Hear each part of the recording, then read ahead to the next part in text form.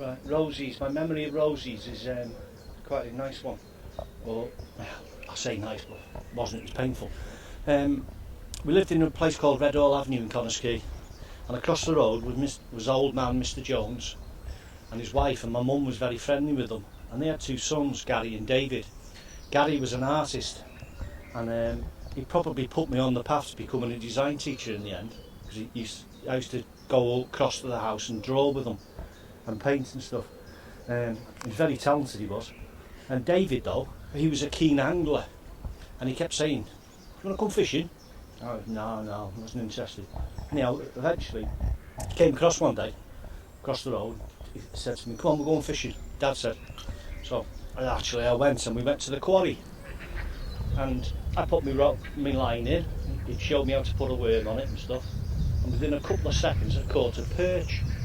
I thought to myself, "Oh, this is good, this. Look at this live animal and stuff." So he showed me how to take it off so I didn't hurt it, and put it in the keep net.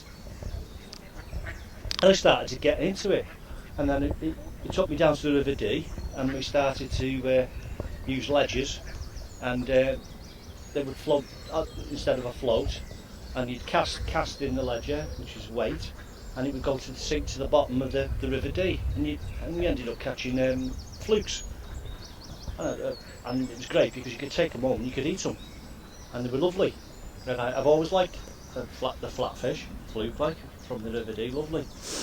And then he suddenly one day, because he was part of the fishing people in the area, and he was responsible for stocking the rivers with fish and also the ponds with fish.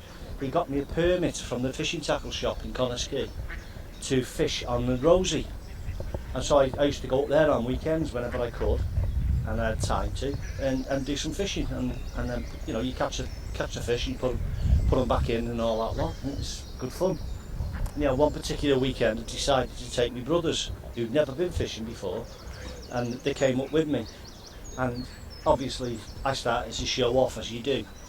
I said, "Look, this is how you cast," and I started casting my line, and the float would land, and then you'd wait, and they'd say, "Well, what do you do now?" I said, "Just wait now for the float to disappear under the water, and then you've caught something." And he said, "Well, it's a bit boring, isn't it?" I said, "Not really." I said, "Look, you've got ducks and everything around. You can watch what they're doing and everything. It's quite nice." I said, "You've got no troubles, no worries or anything, not to think about anything. Got some butties and a flask of tea." I suppose, said my brothers, getting a bit bored.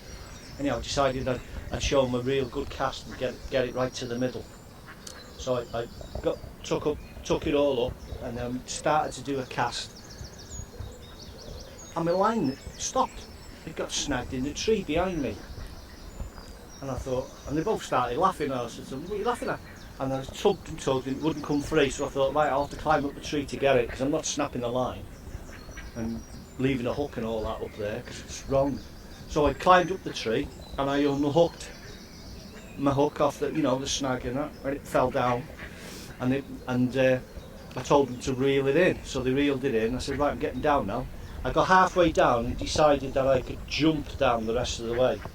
So I did, into the undergrowth. But what I didn't realise and didn't know was that there was a stick, a branch that had snapped, and I jumped, and as I jumped, it went through my pants and into the top side of my right thigh, inside of my right thigh, just missing my privates.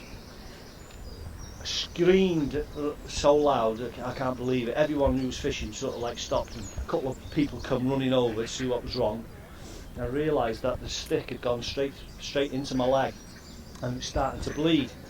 At which point my brothers decided that it was time for us to go home, so they packed up the stuff, and they put like the tourniquet bit, tightened a piece of rope around, and I had to hold that, and I had to walk all the way home in agony.